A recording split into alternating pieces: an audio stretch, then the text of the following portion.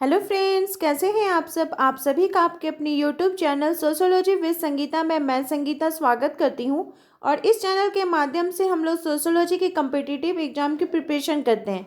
अभी जो हमारे क्लासेस चल रहे हैं उसमें हम लोग इवनिंग की क्लास में झारखंड लेडीज सुपरवाइजर का सोशियोलॉजी का सिलेबस को unit wise topic wise cover कर रहे हैं। और मॉर्निंग की क्लास में हम लोग कवर कर रहे हैं बिहार स्टेट का जो सोशियोलॉजी का सिलेबस है, साथ ही साथ झारखंड सहायक आचार्य का सोशियोलॉजी का सिलेबस को। तो आप लोग चैनल के साथ बने रहिए। जो भी स्टूडेंट इस चैनल में नए जुड़ रहे हैं वो लोग प्लीज़ सब्सक्राइब बटन को प्रेस करके उसका जो बेल आइकन है उसको भी प्रेस करके रखिए। इससे क्या होगा कि जब वीडियो अपलोड होगी तो उसका नोटिफिकेशन आप तक पहुंच जाएगा। और साथ ही साथ अगर आपको ये वीडियो अच्छी लगे, ये क्लास अच्छी लगी, तो ज़रूर इसे लाइक करें, अपने दोस्तों के बीच शेयर करें। और वैसे स्टूडेंट्स जो पेड ग्रुप से जुड़ना चाहते हैं, चाहे वो झारखंड लेडीज सुपरवाइज़र का हो या फिर आपका बिहार स्टेट का सोशियोलॉजी का सिलेबस का अकॉर्डिंग टॉपिक के अनुसार आप अगर जुड़ना चाहते हैं, तो प्लीज़ डिस्क्रिप्शन में जाकर उसका प्रोसेस एक बार ज़रूर देख लीजिए, या फिर जो कॉन्टैक्ट नंबर दिया हुआ है उससे आप मुझसे कॉन्टैक्ट कर सकते हैं। तो चलिए क्लास को लेट ना करते हुए हम लोग स्टार्ट करते हैं। तो आज का जो हमारा टॉपिक है ये हिंदू सामाजिक संगठन। तो ये हिंदू सामाजिक संगठन जो है ये आपका जो झारखंड लेडीज सुपरवाइजर का सोशियोलॉजी का सिलेबस है भारतीय समाज। तो भारतीय समाज के अंतर्गत हम लोगों को इन सभी के बारे में पढ़ना होगा कि किस प्रकार का प्राचीन भारतीय समाज था। भारतीय समाज के अंतर्गत बौद्ध धर्म का किस प्रकार से प्रभाव पड़ा, इस्लाम का किस प्रकार से भारतीय समाज पर प्रभाव पड़ा, और साथ ही साथ आधुनिकीकरण के फलस्वरूप भारतीय समाज पर किस प्रकार से प्रभाव पड़ा। तो उसी से रिलेटेड जो आपके मेन पॉइंट्स निकल कर आएंगे, जो क्वेश्चन के रूप में आपके सामने आएंगे, वो आपको इस हिंदू सामाजिक संगठन में देखने को मिलेगा। इस और मेरी पूरी कोशिश रहती है कि आप लोगों तक 100% जो मटेरियल है वो प्रोवाइड किया जाए ताकि वो आपके एग्जाम के लिए हेल्पफुल हो। तो चलिए क्लास को हम लोग स्टार्ट करते हैं। हमारा पहला क्वेश्चन पूछा जा रहा है कि हिंदू जीवन पद्धति के अनुसार निम्नलिखित को सही क्रम में व्यवस्थित करने के लिए बोला जा रहा है। तो जैसा कि हम लोगों ने नोट्स में देखा, आज का जो आप लोग को नोट्स मिला होगा उसमें आप लोग देखिएगा कि जो आश्रम व्यवस्था है उसको 4 भागों में बांटा गया है। कैसे कि मनुष्य का जो जीवन है उसको माना गया है कि वो 100 साल का होगा। तो 100 साल के अनुसार क्या होगा कि 25 साल करके किसी एक व्यक्ति के जीवन को वर्गीकृत किया गया। तो सबसे पहले आ जाएगा ब्रह्मचर्य, फिर आ जाएगा आपका गृहस्थ, उसके बाद आ जाएगा आपका वानप्रस्थ, और उसके बाद फिर संन्यास आश्रम की तरफ बोला जाता है। तो यहाँ पे आपको सही क्रम में करना। अगर आपने नोट्स को पढ़ा होगा तो आपको पता चल गया होगा इसका जो आंसर है वो क्या होगा। ये आपको ऑप्शन नंबर सी, यानी ब्रह्मचर्य आश्रम, गृहस्थ आश्रम, वानप्रस्थ आश्रम और संन्यास आश्रम। ये जो संन्यास आश्रम है ना, इसको मोक्ष का एक रूप भी माना जाता है कि जब व्यक्ति की 75 ईयर्स ओल्ड हो जाती है तो वो भगवान की तरफ नील हो जाता है। वो सांसारिक जो ये उसकी जो अपना जीवनचर्या कर रहा है उससे वो विमुख हो जाता है, वो भगवान की तरफ भगवान की खोज की ओर चला जाता है। नेक्स्ट क्वेश्चन है कि निम्नलिखित में से कौन एक पुरुषार्थ नहीं है। पुरुषार्थ नहीं की बात की गई है। तो जैसा कि हम लोग जानते हैं कि पुरुषार्थ जो है वो कितने प्रकार के हैं, तो 4 प्रकार के, वो भी आपका नोट्स में दिया हुआ है। तो पुरुषार्थ नहीं की बात किया है। धर्म होता है, अर्थ होता है, काम होता है, लेकिन ये मृत्यु जो है वो पुरुषार्थ नहीं है, बल्कि उसके बदले क्या है, मोक्ष। मोक्ष मतलब होता है अंतिम लक्ष्य तक पहुंचना। तो किसी भी व्यक्ति के जीवन का, जैसे स्टूडेंट का अंतिम लक्ष्य होता है ना कि हाँ उसको अपना एग्जाम को क्रैक करना है, उसको नौकरी लेना है, उसी प्रकार से ये मनुष्य जीवन का भी एक अंतिम लक्ष्य है कि वो भगवान को प्राप्ति करेगा, मोक्ष की प्राप्ति करेगा। तो इसके अनुसार से आपका जो मृत्यु है ये ऑप्शन नहीं होगा। नेक्स्ट क्वेश्चन है कि एक सार्थक जीवन के लिए भारतीय विचारधारा में कौन से 4 पुरुषार्थ बताए गए हैं। कौन से बताए गए हैं, तो धर्म, अर्थ, काम और मोक्ष बताए गए हैं। नेक्स्ट क्वेश्चन है कि निम्नलिखित में से किसे द्विज कहा गया है। द्विज जाति किसे कहा गया है, जो ऊपरी जाति, ऊंची जाति के लोग होते हैं उनको द्विज कहा जाता है, जिसमें कि आपका ब्राह्मण, क्षत्रिय और वैश्य आ जाएंगे। ये सभी किसके अंतर्गत आ जाएंगे, तो द्विज जाति के अंतर्गत आ जाएंगे। नेक्स्ट क्वेश्चन है कि गीता में वर्णित क्रम के 3 प्रकारों में से निम्नलिखित में से कौन सा कर्म नहीं है। तो गीता में जो क्रम वर्णित किए गए वो 3 प्रकार के, वो कौन कौन से हैं? सात्विक, राजसिक और तामसिक। ठीक है, तो सात्विक होगा, राजसिक होगा, तामसिक है, यानी मानसिक कर्म जो है वो नहीं है।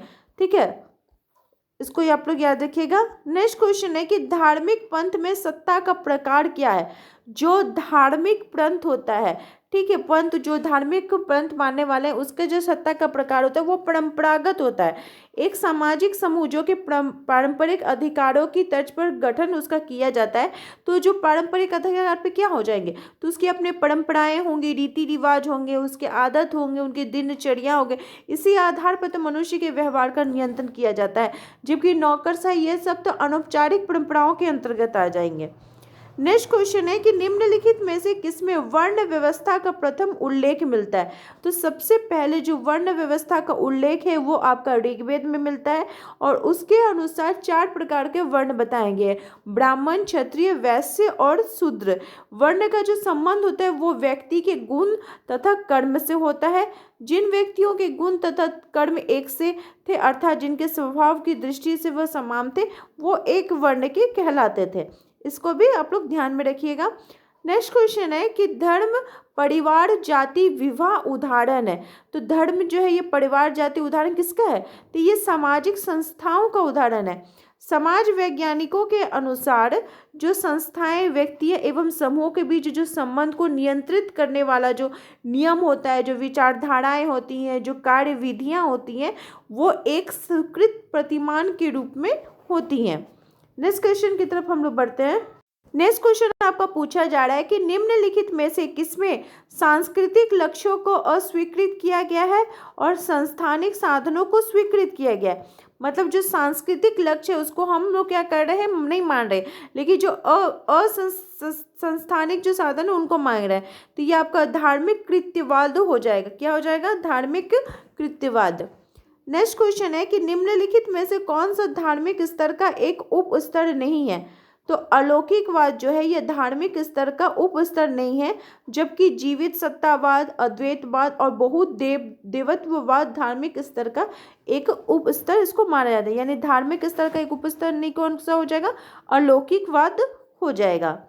दया भाग के प्रणेता हैं तो जिमुतवाहन। ठीक है, दाय भाग के प्रणेता कौन हो जाएंगे, जिमुतवाहन हो जाएंगे। दाय भाग जिमुतवाहन की कृत एक प्राचीन हिंदू धर्म ग्रंथ है जिसका मत प्रचार बंगाल में है। दाय भाग का जो शाब्दिक अर्थ होता है वो है पैतृक धन का विभाजन, अर्थात बाप दादे या संबंधी की संपत्ति का पुत्रों पौत्रों और संबंधियों के बीच जो बंटवारा होता है उसको दाय भाग बोला जाता है। नेक्स्ट क्वेश्चन है कि निम्नांकित में से कौन सी विशेषता सामाजिक वर्ग की नहीं है। तो सामाजिक वर्ग की विशेषता नहीं है वो हो जाएगी प्रदत्त परिस्थिति। जब जन्म को छोड़कर अन्य किसी आधार पर हम समाज के विभिन्न समूहों में विभाजित होते हैं तो ऐसे समूह को सामाजिक वर्ग कहा जाता है।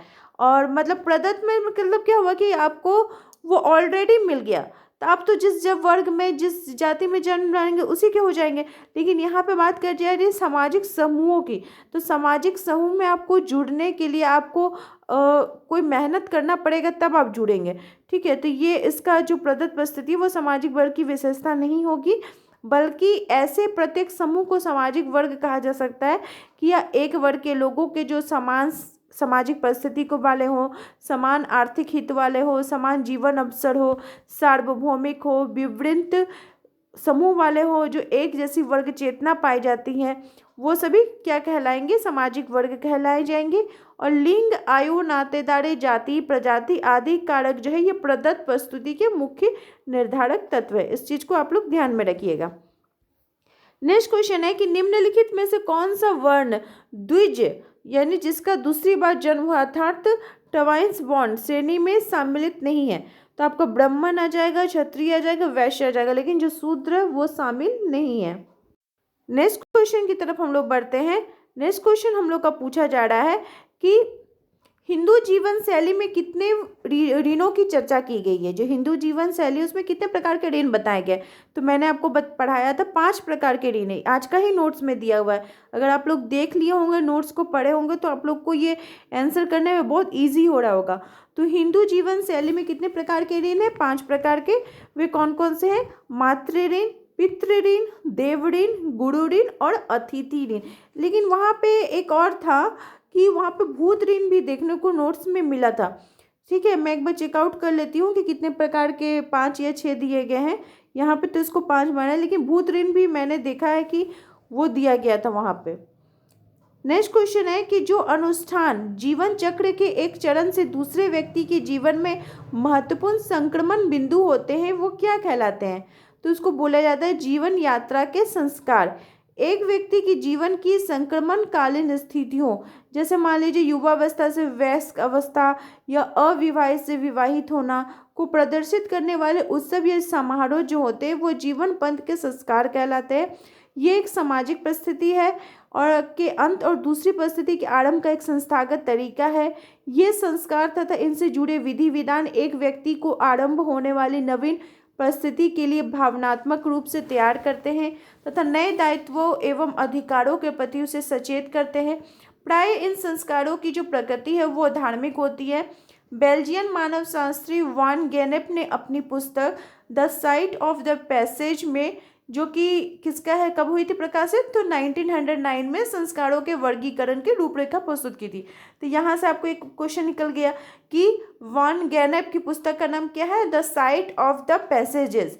ठीक है, 1909 में। नेक्स्ट क्वेश्चन है कि मनु के अनुसार निम्नलिखित में से कौन सा धर्म का एक प्रकार नहीं है? तो मनु के अनुसार धर्म के वे कितने प्रकार बताए थे? 4 प्रकार बताए थे। वे कौन कौन से थे? राजधर्म, आश्रम धर्म, सामान्य धर्म तथा आपात धर्म। तो गौ धर्म जो है, तो इसका मतलब इसका प्रकार नहीं है। नेक्स्ट क्वेश्चन है कि हिंदू धर्म शास्त्रों के अनुसार त्रिवर्ग में शामिल है। त्रिवर्ग में क्या शामिल होता है? तो काम, अर्थ और धर्म, ये त्रिवर्ग में शामिल होता है। नेक्स्ट क्वेश्चन पूछा जा रहा है कि वर्ण धर्म के संदर्भ में वर्ण का अर्थ होता है। वर्ण का मतलब क्या होता है? वर्ण से हम लोग क्या समझते हैं? तो वर्ण का मतलब जो प्राचीन काल में जो वर्ण की व्यवस्था की उसका आधार था व्यवसाय में। सांख्य दर्शन है उसके अनुसार रंग का नाम ही वर्ण है, अर्थात प्राचीन काल में वर्ण व्यवस्था में कर्म और गुण दोनों पर अधिक बल दिया जाता था। नेक्स्ट क्वेश्चन है कि टॉयलर ने धर्म की व्याख्या किस दृष्टिकोण से की है? तो जो टॉयलर महोदय है उन्होंने धर्म की जो व्याख्या है वो तात्विक दृष्टिकोण से प्रस्तुत की है। टॉयलर जी के अनुसार धर्म जो है ये देवी देवताओं तथा अन्य अधिमानवीय प्राणियों, जैसे मान लीजिए पूर्वज हुए अथवा उनकी जो आत्माएं हैं उनके प्रति जो विश्वास है उनसे संबंधित एक कर्मकांड की एक व्यवस्था है। नेक्स्ट क्वेश्चन है कि निम्नांकित समाजशास्त्रियों में से किसने हिंदू विवाह के आधारभूत उद्देश्यों में धर्म, प्रजा और रति की विवेचना की है? तो यहाँ पे आपके 4 ऑप्शन है। देखिएगा, धर्म के बारे में जहाँ पे बात आता है तो आपको PN प्रभु भी जी आ जाएंगे, वो हिंदू विवाह के आधारभूत उद्देश्यों की वो बात करते हैं। नेक्स्ट क्वेश्चन है कि अपने जीवन को भगवत गीता में वर्णित कर्म के सिद्धांत के अनुसार जीना व्यक्तिक विघटन को रोकने का सर्वोत्तम तरीका है। ये जहाँ पे जो आपके 4 ऑप्शन दिए गए उसमें से इसका सटीक कथन क्या हो जाएगा?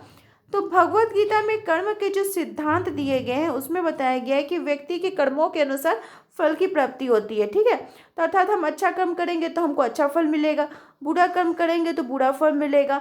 तो ये जो सिद्धांत है, ये सिद्धांत जो है वह व्यक्ति के भावनात्मक मन को उस हिसाब से निकल कर ही आता है। और इससे क्या होता है कि जो संसार के अंतर्गत कोई व्यक्ति अगर कोई गलत काम करना चाहता है तो वो रुक जाता है, क्योंकि वो सोचता है कि अगर हम बुरा काम करेंगे तो इसका फल भी हमें बुरा मिलेगा।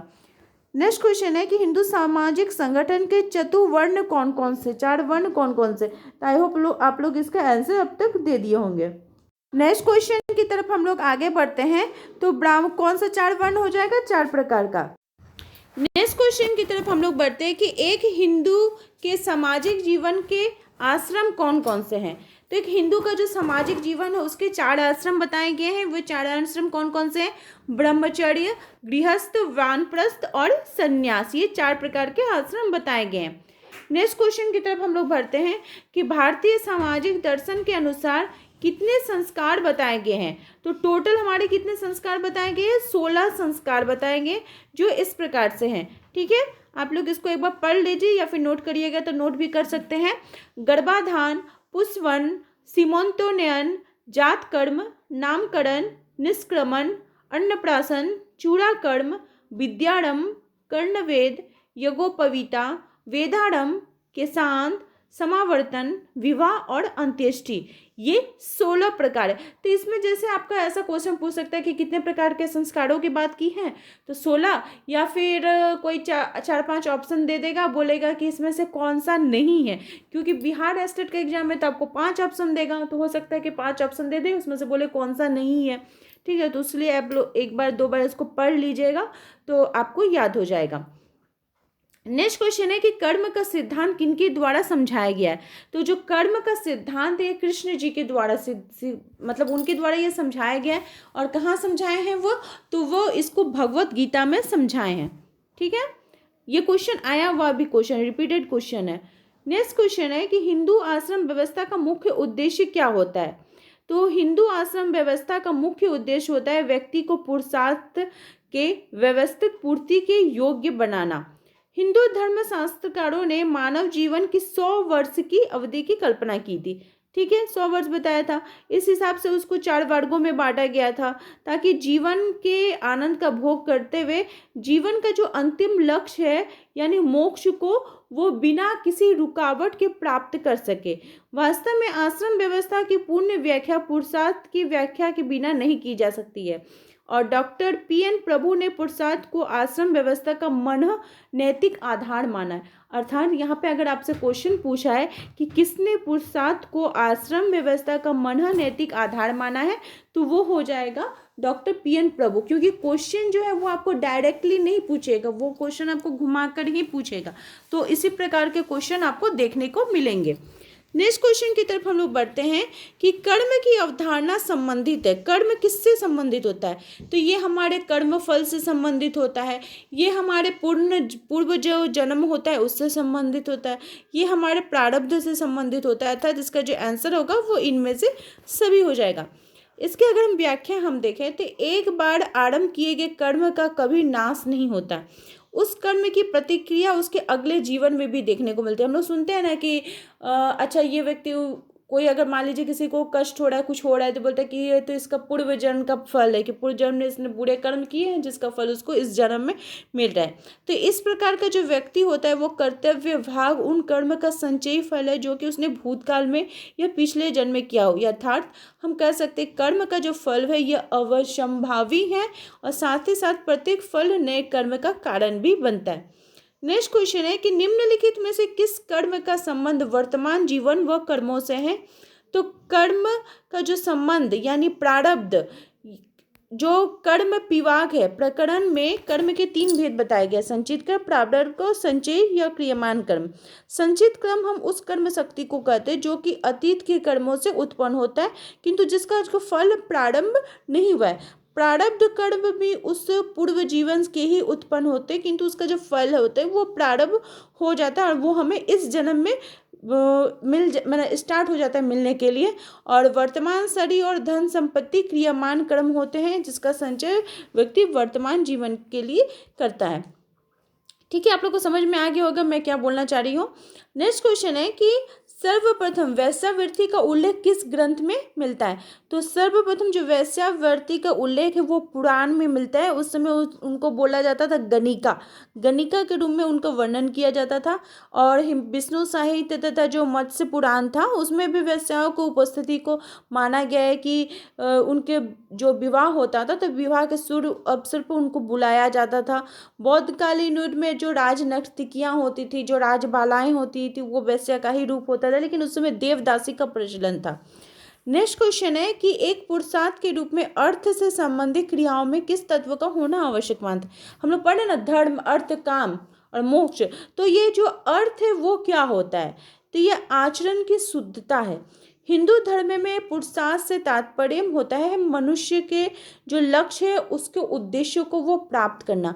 पुरुषार्थ, अगर इसका हम संधि विच्छेद करते हैं तो क्या हो जाएगा, पुरुष जोड़ अर्थ। प्राय मनुष्य के लिए वेदों में 4 पुरुषार्थ का नाम दिया गया है। वे कौन कौन से हो जाएंगे, धर्म, अर्थ, काम और मोक्ष। अर्थात अर्थ का जो संबंध है वो उन समस्त भौतिक संसाधनों से है जो हमारे लिए आवश्यक है तथा हमारे जीवन को सुविधाजनक बनाकर सांसारिक सुखों में वृद्धि करता है। तो वो क्या हो जाएगा, जो भी चीज़, जैसे पैसा से आप इसको नहीं कर सकते, बल्कि वह सारी चीज़ें वो अर्थ के अंतर्गत आ जाएंगी जो कि आपके जीवन को सरल बनाती हैं।